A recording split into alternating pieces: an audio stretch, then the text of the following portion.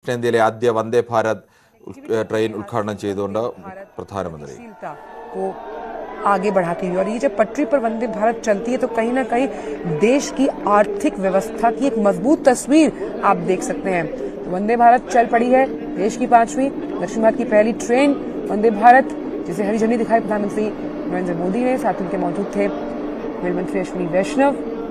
और बता दें कि चेन्नई मैसूर वंदे भारत का जो ट्रायल रन चेन्नई के MG Ramachandran central railway station से शुरू हुआ था। तो दक्षिण भारत के 2 दिन के दौरे पर प्रधानमंत्री नरेंद्र मोदी और वंदे भारत एक्सप्रेस ट्रेन को प्रधानमंत्री ने दिखाई है हरी झंडी।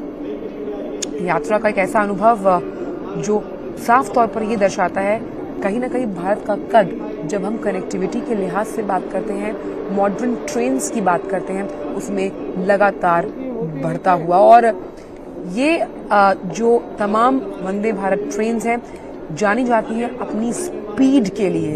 तो खास तौर पर यात्रा को आरामदायक और गतिशील बनाने के लिए वंदे भारत एक्सप्रेस को हरी झंडी दिखाई प्रधानमंत्री नरेंद्र मोदी ने। तो आईआरसीटी की तरफ से, सरकार की तरफ से मेक इन इंडिया का जो अभियान है उसे मजबूती दी जा रही है।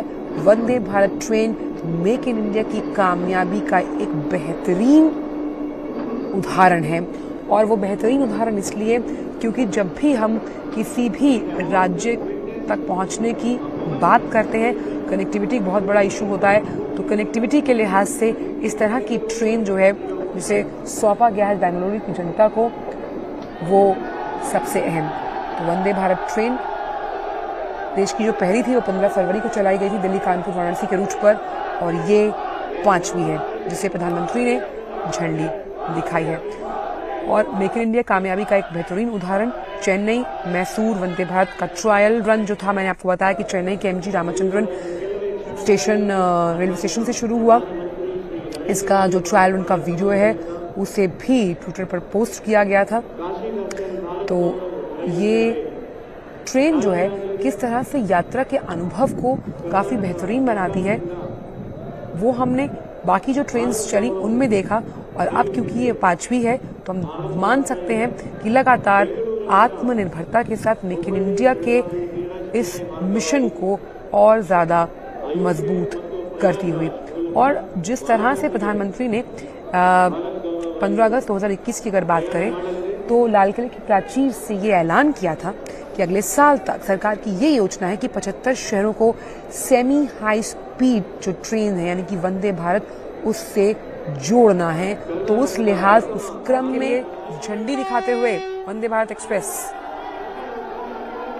देश की 5वीं दक्षिण भारत की पहली वंदे भारत ट्रेन को हरी झंडी दिखाते हुए प्रधानमंत्री नरेंद्र मोदी। चेन्नई बेंगलुरु मैसूर की जो कनेक्टिविटी है, आप देखिए रेल मंत्री अश्विनी वैष्णव भी वहां मौजूद हैं। तो कनेक्टिविटी के लिहाज से वंदे भारत गतिशीलता को आगे बढ़ाती हुई। और ये जब पटरी पर वंदे ദക്ഷിണേന്ത്യയിലെ ആദ്യ വന്ദേ ഭാരത് ട്രെയിൻ സർവീസ് പ്രധാനമന്ത്രി ഉദ്ഘാടനം ചെയ്യുകയായിരുന്നു. ബംഗളൂരുവിലാണ് ഉദ്ഘാടനം ചെയ്തത്. KSR ബംഗളൂരു സ്റ്റേഷനിലായിരുന്നു ഫ്ലാഗ് ഓഫ് ചടങ്ങുകൾ. ദക്ഷിണേന്ത്യയിലെ ആദ്യ വന്ദേ ഭാരത് ട്രെയിനാണ് മൈസൂരു ചെന്നൈ സർവീസ് നടത്തുക. ഇതിന്റെ കൂടുതൽ വിവരങ്ങളുമായി നാഷണൽ ഡെസ്കിൽ നിന്നും यानी कि यहाँ से ये ट्रेन काशी के विभिन्न स्थानों का दर्शन का अनुभव लोगों को करवाएगी। तो उस लिहाज से भी आज का दिन काफी अहम कर्नाटका वासियों के लिए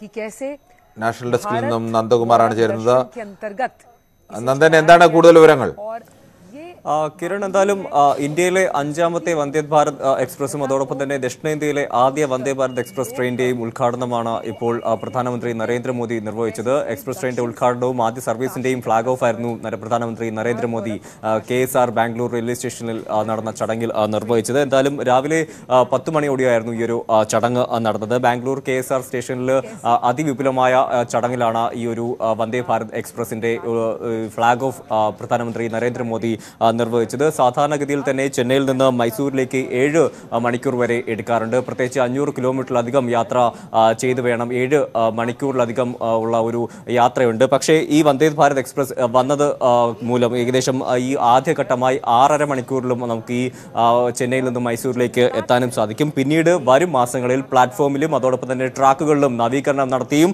അതോടൊപ്പം തന്നെ വലിയ മാറ്റങ്ങൾ വരുത്തിക്കൊണ്ട് തന്നെ പരമാവധി വേഗത്തിൽ എത്തിക്കഴിഞ്ഞാൽ 3 മണിക്കൂർ കൊണ്ട് ചെന്നൈ മുതൽ മൈസൂർ വരെ എത്താമെന്നാണ് ഏറ്റവും പ്രധാനപ്പെട്ട ഒരു കാര്യം. എന്തായാലും ഇതിൽ നിന്ന് വലിയൊരു സമയലാഭമാണ് യാത്രക്കാർക്ക് ലഭിക്കുക എന്ന കാര്യത്തിൽ സംശയമില്ല. അതുകൂടാതെ തന്നെ ഓട്ടോമാറ്റിക് ഡോർ, GPS സംവിധാനമുള്ള ഓൺ സ്ക്രീൻ പാസഞ്ചർ സ്ക്രീൻ, അതോടൊപ്പം തന്നെ ഹോട്ട്സ്പോട്ട്, വൈഫൈ അടക്കമുള്ള അത്യാധുനിക സംവിധാനങ്ങളൊക്കെ തന്നെ ഈ ഒരു വന്ദേ ഭാരത് എക്സ്പ്രസിൽ സജ്ജമാക്കിയിട്ടുമുണ്ട്. അങ്ങനെ തന്നെ ദക്ഷിണേന്ത്യയിലും എല്ലാ സൗകര്യങ്ങളോടുള്ള വന്ദേ ഭാരത് എക്സ്പ്രസ് ഇപ്പോൾ എത്തി തുടങ്ങിയിരിക്കുകയാണ്. ആദ്യ സർവീസ് ഇപ്പോൾ ആരംഭിച്ചു കഴിഞ്ഞിരിക്കുകയാണ്. അതോടൊപ്പം തന്നെ പ്രധാനമന്ത്രി നരേന്ദ്രമോദി ഇന്ന് ബാംഗ്ലൂരിൽ ഉണ്ടാവും. ഏകദേശം 5000 കോടി രൂപ ചെലവിട്ട് ബാംഗ്ലൂരു വിമാനത്താവളത്തിന്റെ 2ാം ടെർമിനലിന്റെ ഉദ്ഘാടനവും ഇന്ന് പ്രധാനമന്ത്രി നരേന്ദ്രമോദി ഉദ്ഘാടനം ചെയ്യുകയും ചെയ്യും.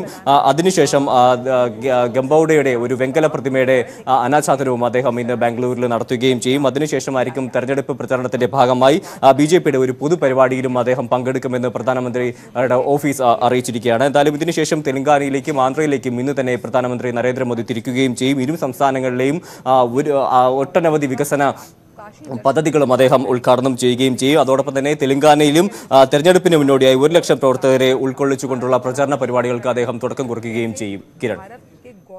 ശരി, നന്ദകുമാറാണ് വിവരങ്ങൾ നൽകിയത്. ट्रेन उसकी संस्कृति और उसकी मिट्टी की खुशबू से तमाम जो दक्षिणवासी हैं, जिनको आप समझ सकते हैं कि भाई उत्तर दक्षिण इसीलिए कहा जाता है कि दूर है, उसकी दूरी को कम करते हुए വാർത്തകൾ അവസാനിക്കുന്നില്ല. വാർത്തകൾ ഇടവേളകളില്ലാതെ ന്യൂസ് 18 യൂട്യൂബ് ചാനൽ.